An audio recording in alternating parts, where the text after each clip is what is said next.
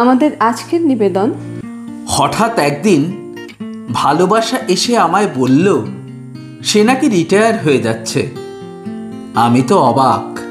ভালোবাসা রিটায়ার হয়ে গেলে আমার মতো মানুষেরা বাঁচবে কি নিয়ে, যারা ভালোবাসাহীন থাকতেই পারে না? আমি দৌড়ে গেলাম বিশ্বাসের কাছে, গিয়ে বললাম, জানো ভালোবাসা রিটায়ার হয়ে যাচ্ছে। বিশ্বাস শুনে বলল, আমারও ওয়ারেন্টি পিরিয়ড শেষ হয়ে গেছে। আমি হতভম্ব। আমি তাই শুনে এবার গেলাম মনের কাছে। মন বলল, তার নাকি লাইফ টাইম অফার শেষ। আমি তখন রুদ্ধশ্বাসে স্বপ্নের কাছে গেলাম। স্বপ্ন বলল, এখন আর আমাকে কেউ দেখেই না, সবাই নিজের নিজের আমিত্বকেই বড় করে দেখে। আমি তো নির্বাক, মুখ মৌন হয়ে গেলাম।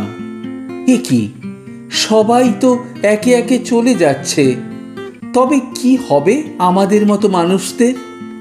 মাছ যেমন জল ছাড়া বাঁচতে পারে না, তেমন ভালোবাসাহীন আমাদের মতো মানুষেরা কিভাবে থাকবে? এই ভেবে হতাশ হয়ে মাথা নিচু করে রাস্তা দিয়ে হাঁটছিলাম। হঠাৎ দেখি কার স্পর্শ আমার হাতে। মুখ তুলে দেখি আশা মিটিমিটি স্মিত হাসি হাসছে আমার দিকে চেয়ে। হেসে আশা বলছে, যতক্ষণ আমি আছি তোমার সাথে, তোমার কোনো চিন্তা নেই। আমি বললাম, জানো আশা, ভালোবাসা, বিশ্বাস, স্বপ্ন, মন সবাই একে একে হারিয়ে যাচ্ছে, দূরে সরে যাচ্ছে। তখন সপ্রতিভ ভঙ্গিতে আশা বলল, আমি থাকলে সব থাকবে। তোমার মধ্যে আমাকে গভীরভাবে গেঁথে নাও, দেখবে ভালোবাসা, বিশ্বাস, স্বপ্ন, মন সব একে একে তোমার কাছে ফিরে আসবে। তুমি শুধু আমাকে ছেড়ো না।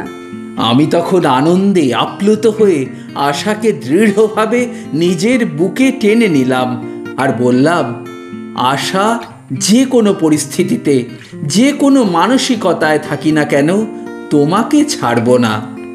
আশা তখন আমার হাত শক্ত করে ধরে চলতে থাকলো। আর আমিও আশাকে নিয়ে সামনের দিকে এগিয়ে চললাম।